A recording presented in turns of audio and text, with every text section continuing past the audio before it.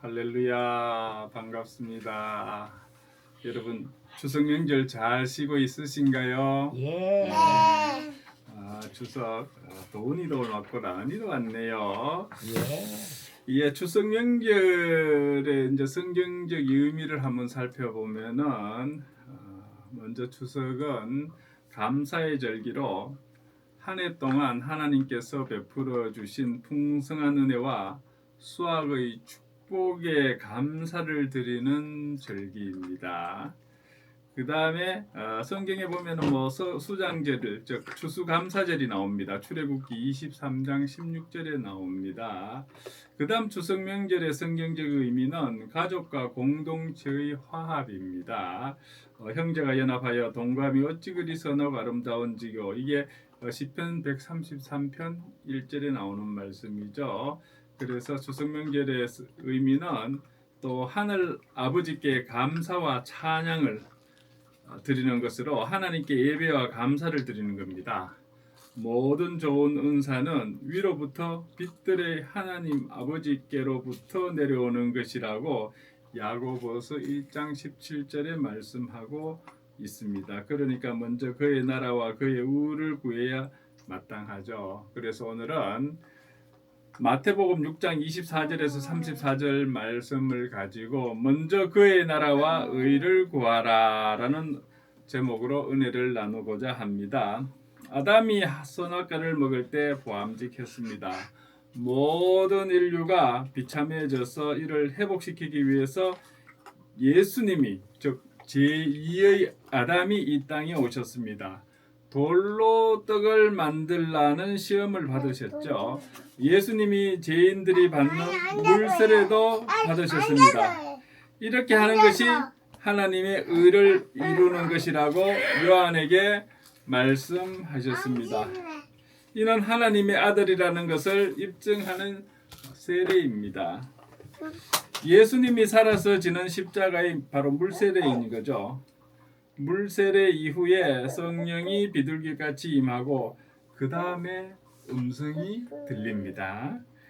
이는 내 사랑하는 아들이라고 했습니다. 바로 아들임을 증거했습니다. 이후부터 공생의 3년 반 동안 유대 땅을 다니십니다. 예수님이 또 이방 여인의 자식이 병들자 개들도 주인이 남긴 부스러기를 먹잖아요. 그렇게 말하니까는 여자야 네 믿음이 크도다라고 말씀하셨죠. 지금은 우리가 바로 그 부스러기를 먹는 시대입니다. 물세례는 개인이 지는 십자가입니다. 33년 후에 갈보리 십자가는 하나님의 것인가 아니면은 우리 죄인의 것인가? 바로 우리 죄인의 것입니다. 하나님이 죽을 이유가 또 예수님이 죽을 이유가 전혀 없습니다. 바로 그거는 우리 십자가입니다. 그 십자가를 믿는 사람이 하나님을 믿는 순간에 바로 성령님을 주십니다. 물세례 할 때에 성령이 임해서 음성이 들린 것 같이 십자가를 믿는 증거가 예수님과 함께 죽었다가 산 증거를 선포하는 예식이 바로 물세례인 것입니다. 예수님의 십자가와 함께 죽고 함께 부활했음이 바로 물세례입니다. 그 전에도 제가 말씀 한번 드렸죠. 여의도 순복음교회에서 제가 세례를 받을 때에 큰 목욕탕 같은 그 풀장 가운데 흰 옷 입은 목사님이 중간에 서 계시고 저희들은 세례 받는 사람들은 요 벤치에서 가운을 흰 가운만 딱 입고 이제 가운데로 목사님이 서 계신 그 물 한가운데로 가니까는 대뜸 세례의 의미가 뭐냐고 묻더라고요. 갑자기 물에 당황해서 있는 동안에 손으로 그냥 훅 눌러버리더라고요. 그리고 어프 그러고 물을 마셨죠. 그래서 이제 정신 못 차리고 막 이렇게 물 이렇게 하니까는 바로 세례라는 것은 예수님과 함께 옛사람이 죽고 이제 예수님과 함께 부활한 새 사람이 되었습니다 라고 그렇게 말씀을 하시더라고요. 이 물세례 마음속에 성령이 아들됨의 증거가 생기고 성령이 바로 임하게 되는 것이죠. 외아들의 십자가를 내 것이라고 믿는 순간에 바로 내 것이 되는 것입니다. 큰아들인 교회의 무대는 온 세계입니다. 외아들로 올 때에 유대 땅만 이렇게 다니셨는데 십자가에 죽으면은 이제 십자가를 믿는 자가 바로 우리 형제요 아들이요 큰 교회가 되는 것입니다. 2000년 전 죄를 없애기 위해서 죽으시고 성령으로 오셨습니다. 오늘의 교회는 바로 큰 아들이고 무대가 바로 전 세계인 것입니다. 무대가 전 세계예요. 왜냐하면은 교회 안에 예수님이 성령으로 와 계시기 때문입니다. 여기에 법칙이 있습니다. 물세례 후에 성령과 음성이 임한 후에 예수님께서 성령에 이끌려 마귀 앞으로 끌려갑니다. 시험을 받으러 광야로 갔죠. 바로 세상의 임금인 마귀 앞에 시험을 받으러 갔습니다. 조상 아담이 시험에 졌죠. 유혹에 넘어갔죠. 그런데 둘째 아담인 예수님은 그 유혹을 이기셨습니다. 돌로 떡을 만들라는 첫 시험을 당했을 때에 어떻게 예수님이 말씀하셨습니까? 사람이 떡으로만 살 것이 아니라 하나님 입에서 나온 말씀으로 살리라고 하셨습니다. 첫 번째 시험을 바로 이 말씀으로 이기셨습니다. 떡은 육신에 필요하지만 떡으로만이 아니라 하나님 입으로 나온 말씀으로 사는 것이 참 양식인 것입니다. 하나님이 우리 안에서 예수님처럼 승리하게 하실 것입니다. 믿는 자에게 육적으로 영적으로 요구사항들이 있습니다. 세상 사람들은 육적인 욕으로만 살지만은 하나님의 사람은 영적인 요구가 먼저 이루어지면은 영적인 욕구가 먼저 이루어지면 육적인 욕구는 뒤따라오는 것입니다. 영이 살면 영끼리 교통하게 되는 거죠. 저도 삶을 되돌켜 보니까는 하나 변변하게 이루는 것은 없는 것 같습니다. 그러나 교회는 꾸준히 다녔죠. 그러다 보니까는 제가 30대 중반에 동양대학교 교수로 가서 거기에 이제 대한예수교 장로회 합동측 교회가 있었습니다.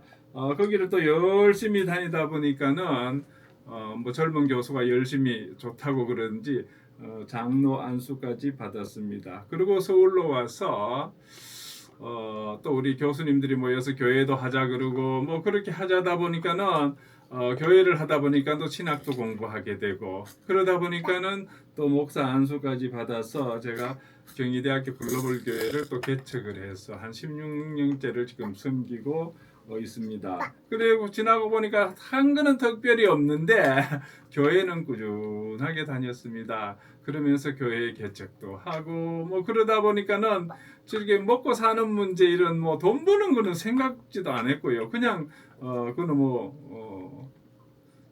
돈 벌려고 노력도 별로 한 거 없고 그랬는데 지나고 보니까는 먹을 것, 입을 것, 잘 것, 의식주에 대해서는 제가 고민을 안 했는데도 불구하고 지나고 보니까는 하나님께서 이 의식주를 모두 책임져 주셨음을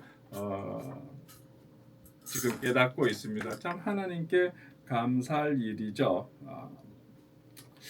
그래서 영적인 것이 해결되면 육적인 것은 뒤따라오는 거라는 것을 제가 체험을 하고 있습니다. 영이 살면은 영끼리 교통을 합니다. 하나님을 느낄 수가 있고 모실 수 있는 장소요 바로 안테나인 것입니다.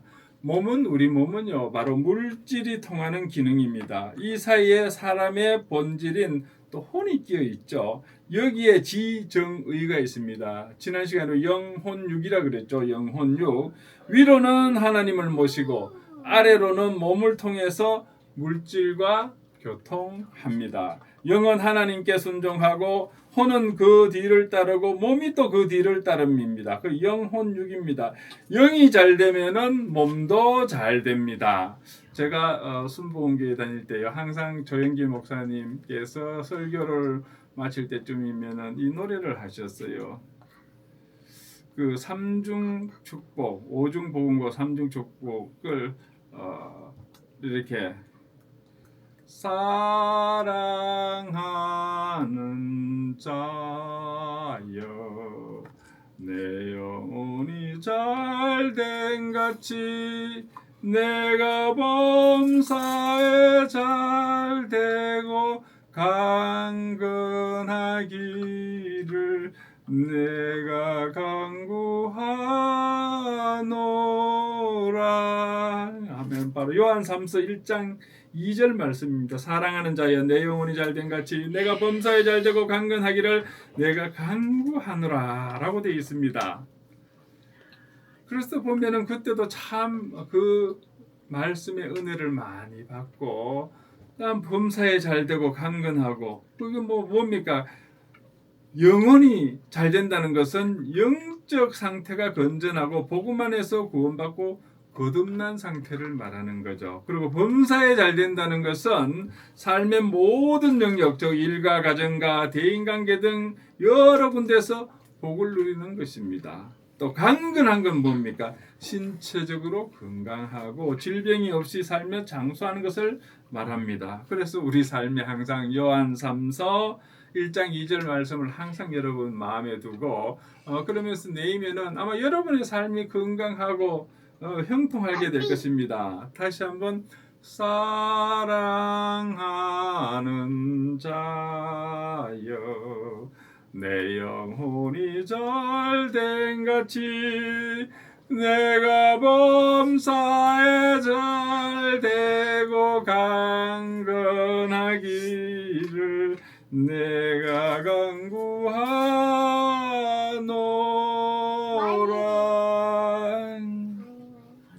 우리가 살다 보면요, 몸이 앞장서면은 빵과 돈을 따라갑니다. 돈밖에 모르게 되죠. 돈을 따라가다 보면은 고귀한 영과 혼이 아무것도 아닌 것을 좋아하게 되는 것이죠. 그래서 돈 따라가면 안 돼요. 돈은 부수적으로 따라가야 돼요. 그래서 이 돈만 따라가다 보면 부자 형제 간의 원수가 되고 또 영도 죽어서 멸망하게 됩니다. 먼저 몸의 요구보다 영이 요구하는 것을 먼저 찾아야 질서를 찾게 되는 것입니다. 이 질서를 지켜야 합니다. 아담은 먹는 문제에 넘어졌지만은 예수님은 먹는 시험을 이기셨습니다. 의식주 문제가 아주 우리 육신에 중요하죠.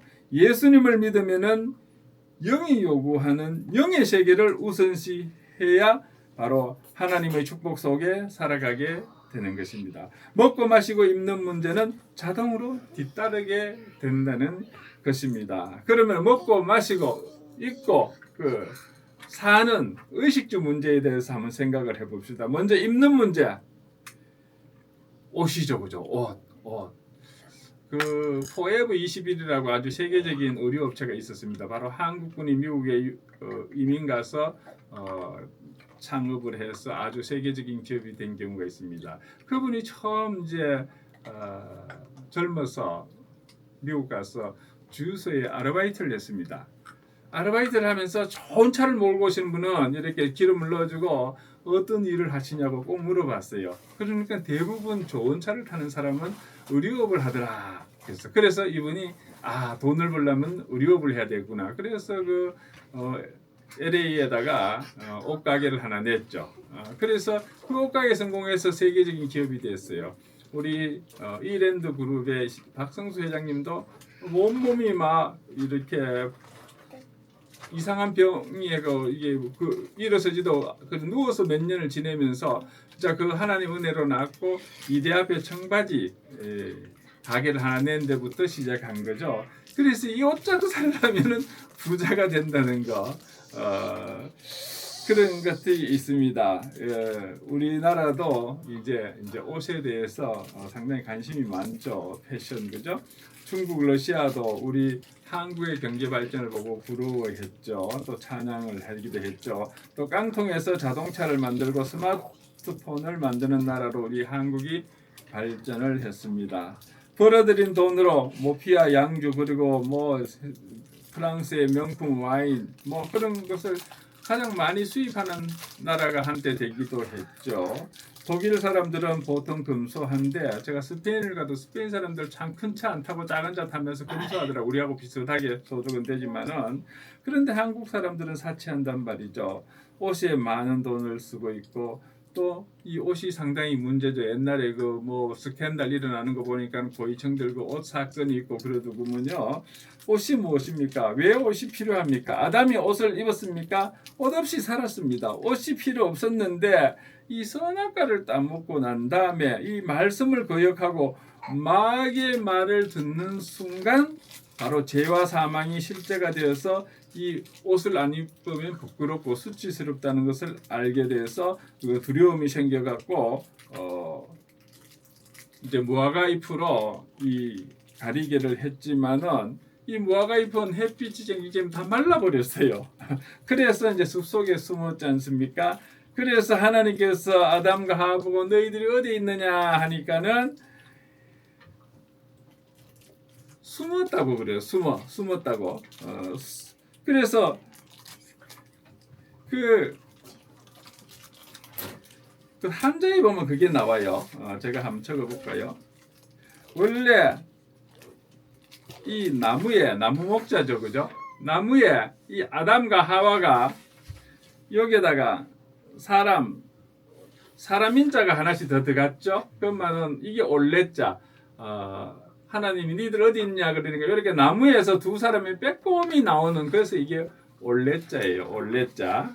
한자로 쓰면은 저리 올레자가 나무 속에서 아담과 하와가 나오는 그 장면을 묘사하고 있습니다. 그래서 우리 숲 속에 숨은 나무 속에 숨었어요. 그래서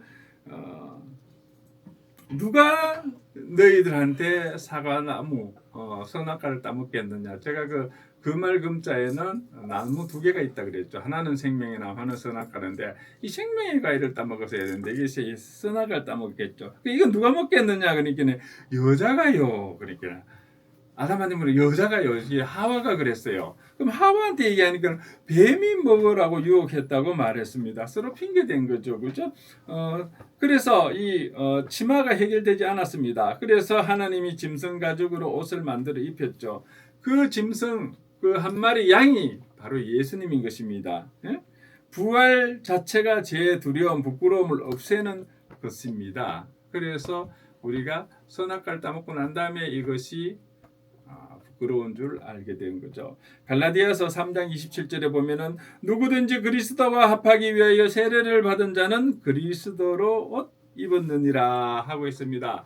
세례를 받은 자는 그리스도로 옷을 입은 것입니다.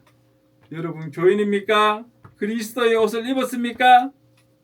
바로 옷이 필요한 동기였습니다. 세상 사람들은 참 옷을 입으려고 하지 않고 부끄러움, 수치, 양심, 죄는 그대로 있는데 옷만으로 가리려고 합니다. 따라서 옷을 사치와 맵시의 도구로 생각합니다. 여자들의 옷장에는 옷이 많은데 그런데도 옷이 없다고 해요. 입어도 안 되니까는 벗는 운동을 합니다. 가슴이 푹 파여져 있죠. 그래서 옛날 벌거숭이 임금님도 있지 않습니까? 그죠? 가짜 옷을 입고 폼을 잡았죠. 그죠? 연설과 치마는 짧아야 좋다고 하는데 칼로 찢어 구멍을 내고 요즘 뭐 청바지 보면 별짓을 다 하죠. 그죠? 영적인 신앙 세계에서 보면은 아주 이거 미친 짓입니다.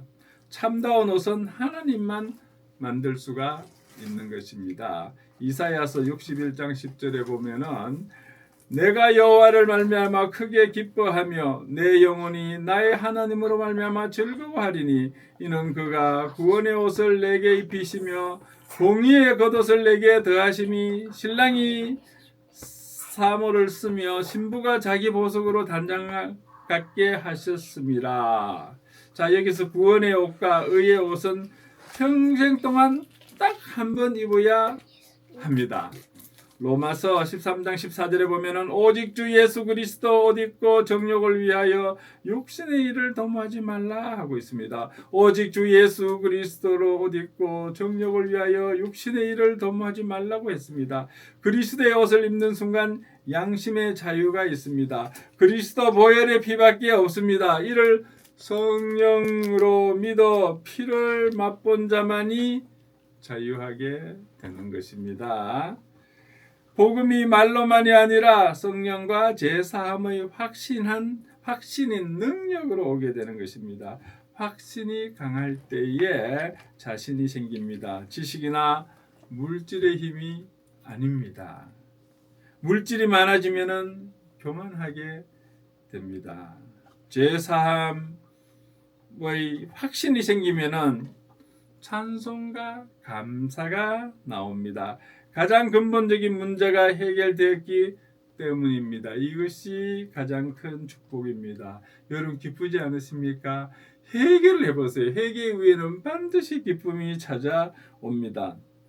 예수 그리스도로 옷 입어야 합니다. 요한계시록에 라오디게아 교회가 나오는데 아주 토하기 좋은 교회라고 그렇습니다. 더 따뜻하지도 차지도 않은 미직정한 교회라고 했죠. 제가 한번 터키를 한 2번 여행했는데 그때마다 제가 라오디게아 교회 옆을 지나오고 또 봤어요. 그 라오디게아 교회 그 위에 이제 산등성이 있는데 거기 온천물이 나와요.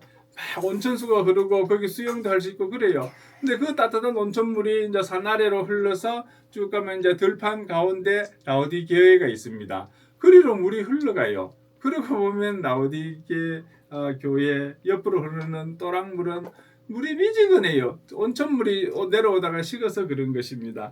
그렇게 라오디게아 교인들은 믿음이 따뜻하지도 않고 차지도 않은 뜨뜻미지근하다고 그랬죠, 그죠? 그래서 이 라오디게아는 책망받았고 다락방 교회 있죠. 오순절 다락방 교회가 참 아름다운 교회입니다. 요즘 뭐 교회가 크다고 다 아름다운 거 아니죠. 라오디게아 교회에 내가 문 밖에서 두드리니 열면 들어가리라고 했습니다. 요즘의 교회는 예수님은 밖에 세워두고 자기들끼리 의식을 만들어서 뭐 수치도 모르고 뭐 즐거워하고 있습니다. 그 흑인 소년이 추수감사절에 교회에 들어가지 못하고 울고 있으니까 누군가 와서 툭툭 두드려요. 그러면서 울지 말라, 나도 들어가지 못했단다. 그래 뒤로 걷어보니까 또 아무도 없어요. 뭡니까? 바로 예수님도 추수감사절 하는 교회에 못 들어갔다는 거예요. 자기들끼리 먹고 마시고 띵가띵가 하고 예수님은 없는 거예요. 바로 예수님이 오셨는데도 이 교회는 예수님인도 모르고 바깥에 세워두고 자기들만 여기가 좋사오니 하고 있습니다. 우리 현대교회에 던져주는 의미가 참 크죠. 의식만 있고 헌금 많이 하는 사람 대접해주고 뭐 이렇게 장로 직분 주고 뭐 그렇게 하는 거 우리가 보고 있죠, 그죠? 그렇게 해서는 안 되는데 이 헌금 많이 한 자는 높여주고 구원의 옷을 입혀주었는지는 모릅니다. 흑인 소년의 말을 우리가 새겨들어야 하죠, 그죠? 죄, 염려, 걱정은 십자가의 실체만이 해결할 수가 있는 것입니다. 참 의미를 아는 자는 사치하지 않습니다. 정당한 옷은 하나님이 주신 것입니다. 사치할 만한 정욕의 눈으로 산 옷은 세상 사람들의 옷입니다. 이를 구별하려면 진리의 말씀이 오면은 사치인지 알 수가 있습니다. 무슨 욕심이고 그 본능이 어디서 오느냐? 수많은 남성들이 따라오면 또 어떡할 것입니까? 십자가로 처리되는 것이 신앙생활입니다. 사람을 보아도 속을 보는 능력과 영혼이 살았는지 죽었는지를 보아야 합니다. 누가복음 15장에 보면 돌아온 탕자 얘기가 있습니다. 우리 돌탕이라고 하죠. 그 비유를 보면은 먹을 지업 열매도 없어서 둘째 아들이 줄여 죽기보다는 집으로 돌아가기로 결정을 합니다. 이때 세 명의 관점이 다 다르죠. 몸종은 풍악 소리를 형한테 알려줍니다. 저거 동생이 돌아와서 아버지가 이렇게 살찐 송아지를 잡아서 저렇게 한다고 그랬습니다. 바로 그 몸종은 건강한 몸을 중심으로 보고 있습니다. 형이 들어가지 않자 아버지가 그 이유를 모르니까는 탕진한 네 동생을 위해서 잔치를 벌이는데 이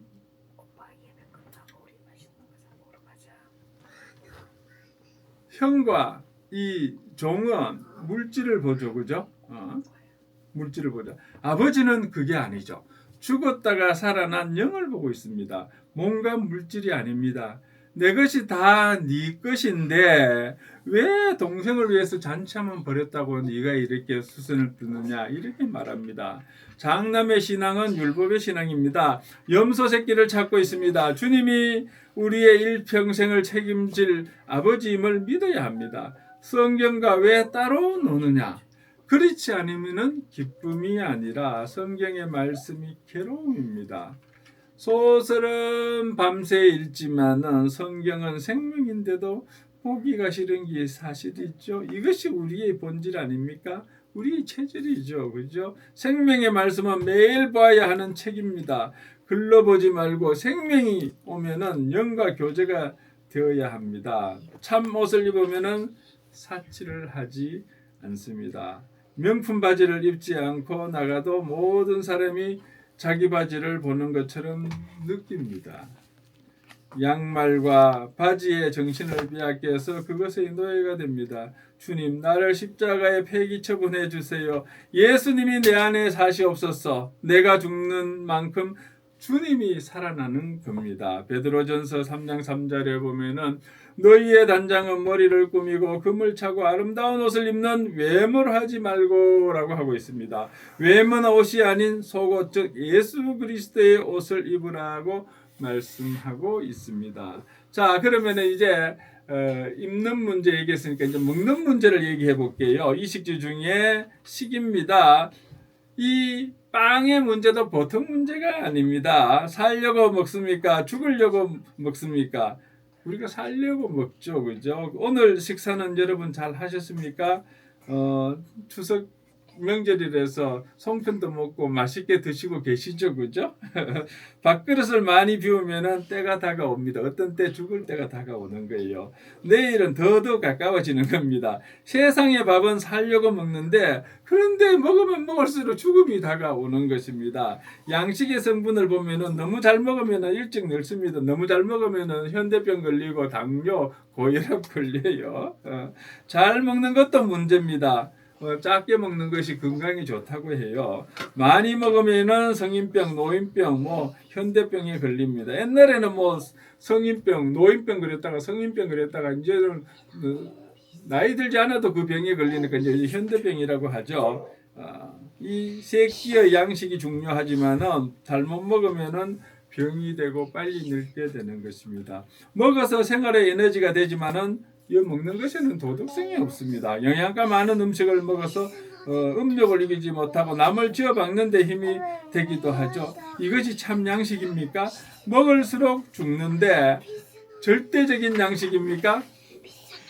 이사야서 55장 2절에 보면은 너희가 어찌하여 양식이 아닌 것을 위하여 은을 달아주며 배부르게 하지 못할 것을 위하여 수고하느냐? 내게 듣고 들을지어다. 그리하면 너희가 좋은 것을 먹을 것이며 너희 자신들이 기름진 것으로 즐거움을 얻으리라 하고 있습니다. 참 양식이 아닌 것에 대해서 은을 달아주지 말고 나를 청종하라고 하십니다. 내게 와서 들으면은 너희 영혼이 살리라. 죽은 글이 아니라 글 속에 참을 먹으라. 그리하면 변화의 축복이 있으리라. 요한복음 6장에 보면은요, 내가 참된 양식과 음료라고 했습니다. 내가 참된 양식과 음료고 식인종입니까? 성경은 1년책이 아니라 먹는 양식입니다. 새끼는 짐승도 먹습니다. 사람이 먹는 양식은 영원한 양식입니다. 말씀을 먹어야 변화되고 구원과 영생을 얻고 세상을 이길 힘이 생기는 것입니다.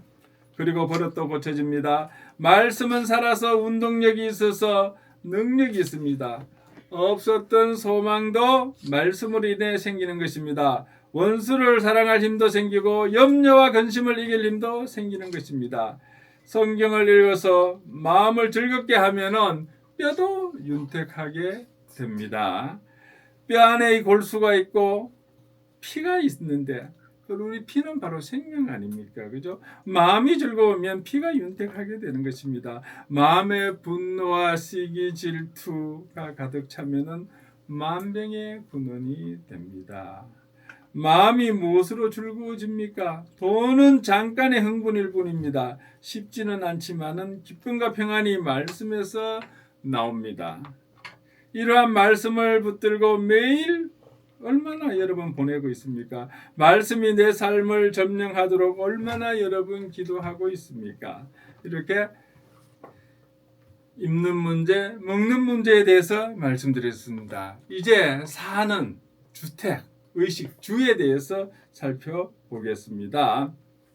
집은 몸도 마음도 쉴 수 있는 긴장을 풀 수 있는 공간인 것입니다. 내 모습 그대로 인정해주는 즐거운 곳입니다. 그래서 모두들 열심히 집장만을 하죠.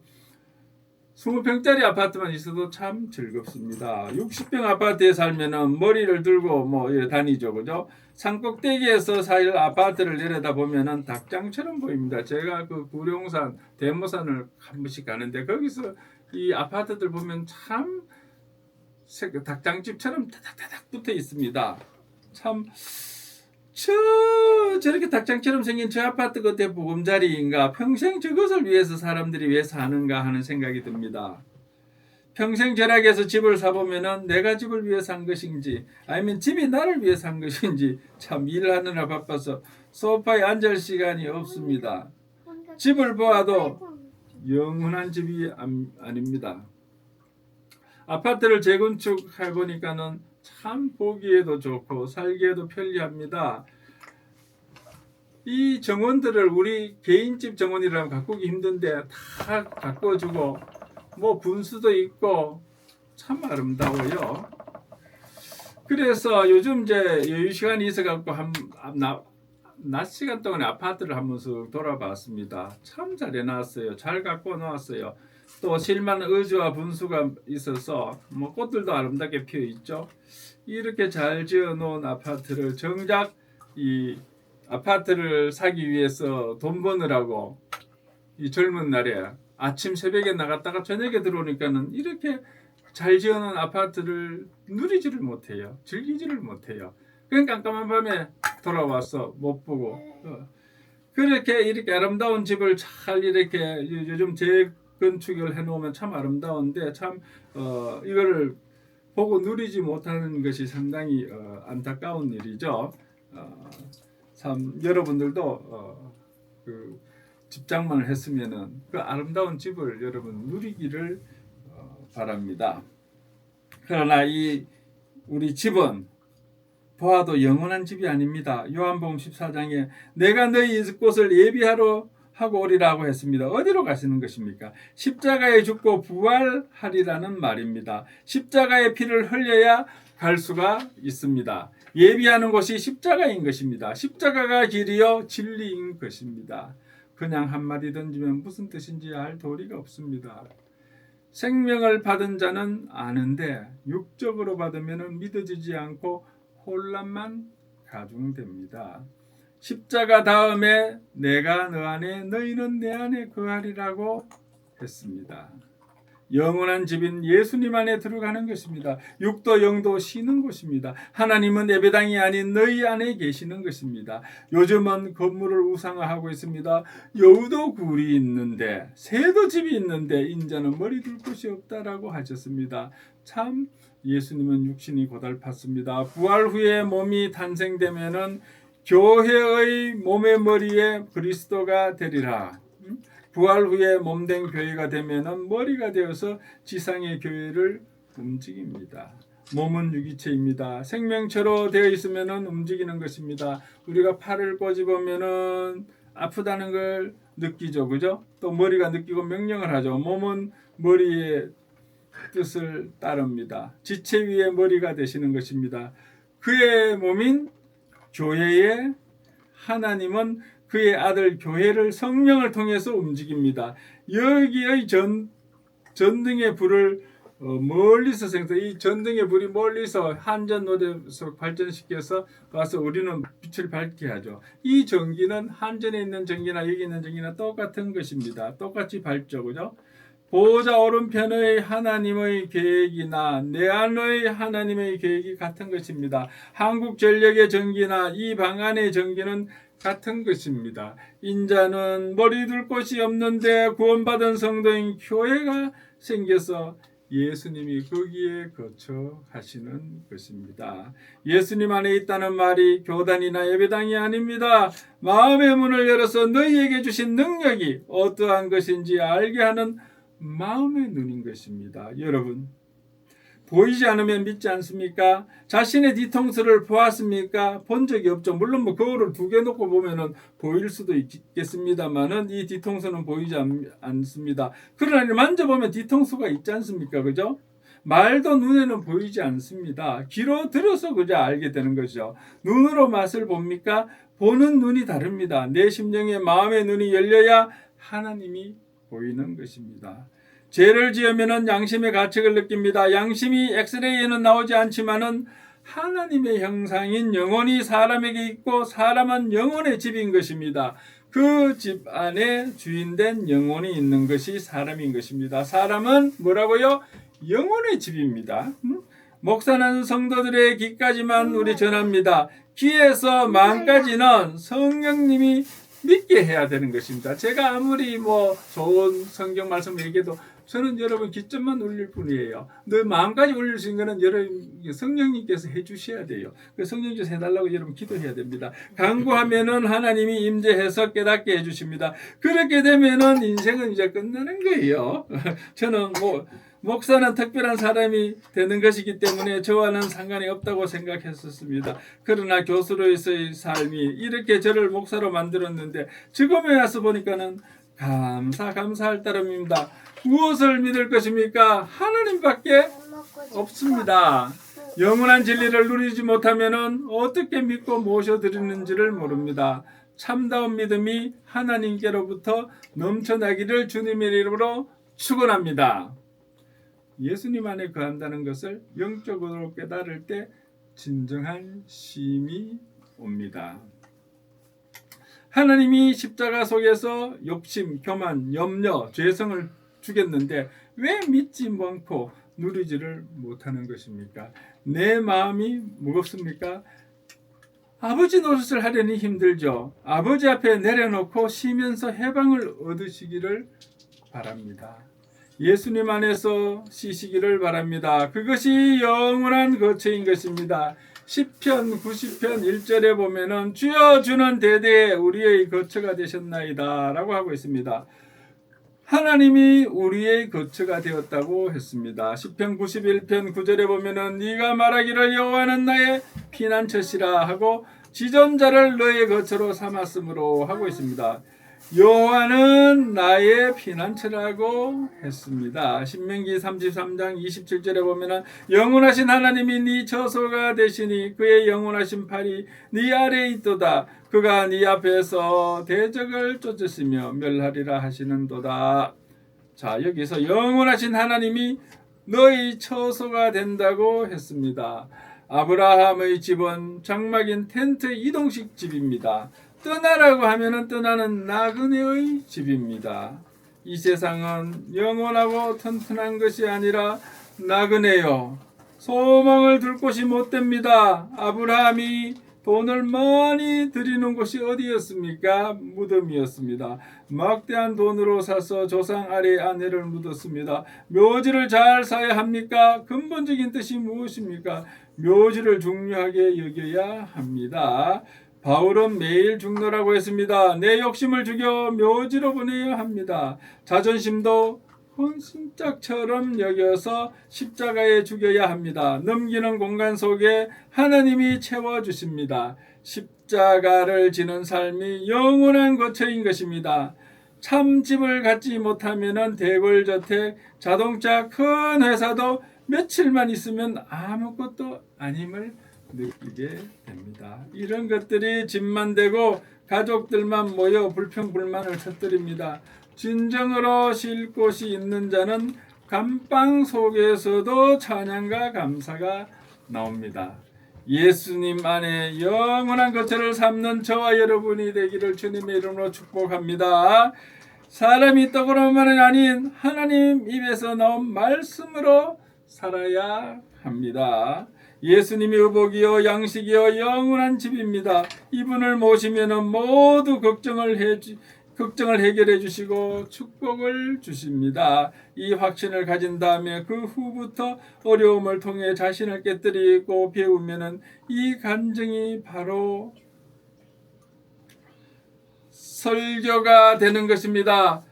주석책을 보고 고상한 지식을 전하면 목사님 책만 읽으셨네요 합니다.